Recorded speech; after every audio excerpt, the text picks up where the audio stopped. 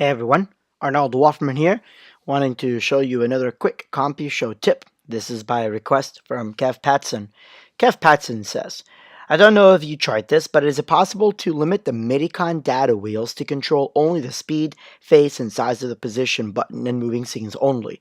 I don't want the data wheels controlling the speed, phase, or size of other tabs for gobo rotation, strobe, speed, etc.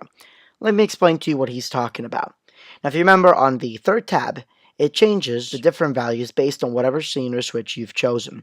So for example, if I take my speed wheel, I'm going to link it to my console, right? Click, link to console, button, speed, click on console window, and then move that. I can now control the speed.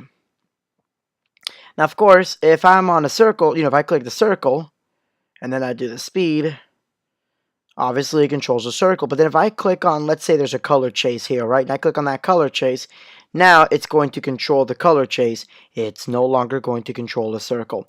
That's going to be a problem because you may not want this particular wheel to control that. The answer is actually very simple, and it's done by not mapping it to this part at all. Now there's several ways to do this. I'm going to show you just a quick, easy way, and it's going to be a way that you can later on edit it quickly if you need to as well. Let's go ahead and go to your first position tab.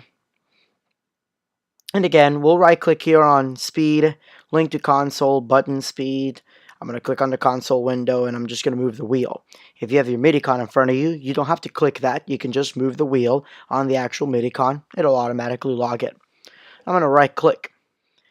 So let's go ahead and double click this. And what we have here is it's basically saying that the page, it's going to be on the NO color beam. So it's going to move the selected button on the NO color beam.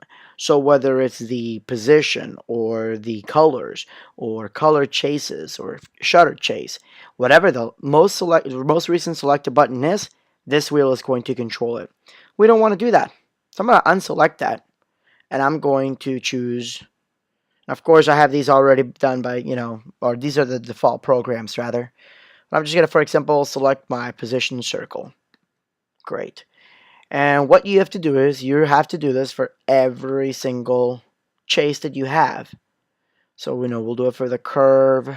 And again, there's different ways of doing this, but this is just a way that allows you to quickly go back and change whatever you need to. So again, if I move this here, and I go to the 8, you'll notice it also moved that as well. I'm going to go ahead and reset that so you can get a better idea. So again, if I move that down, it moved both of them down. If I move that up, it moves both of them up. Now the advantage of that, of course, is that if I click on the colors and I move it, it does not control the colors because it was not mapped to control the most recent button. It was specifically mapped to do these particular ones.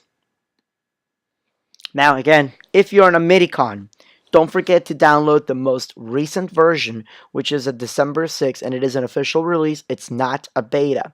The new MIDI-Con profile that comes with it, you'll see these little buttons. So if I click on these little buttons here and I go on button, reset, speed, okay? I'm just going to click OK. All this button is a representation of when you push down on the MIDI-Con wheel. Again, if you own the MIDI-Con, you can click on it. These little buttons are the click. So let's say that, we move this all the way up to 100%. We're having to just go crazy. And then we quickly go to the 8. Oh, no, but it's a slow song. We wanted to slow down. Instead of having to go all the way down, you just click on your wheel, and you'll notice that it reset it back to 0. So again, all you do is just go to New. Oops, New. Then you go to your button, and you will see button reset dimmer, speed, size, or phasing. Now again, Kevin, I know you wanted to control the other wheels as well.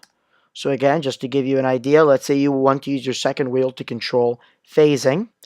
Okay, I'm just going to go here, and I'm going to go to the phasing, right click, button phasing, click on console window, move that, there we go. And I'm going to uncheck the select button, and I'm going to select again, position circle, bam, copy, paste.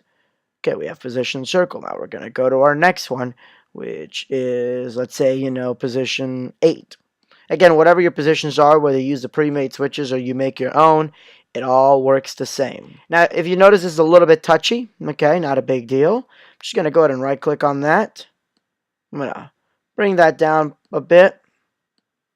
And now it's a little bit cleaner. So hopefully that helps out. If you guys have any questions, please make sure go to the CompuShow manuals page on Facebook, leave a comment, and I will do my best to be able to answer those questions for you. Thank you all so much. Have a great night, and God bless.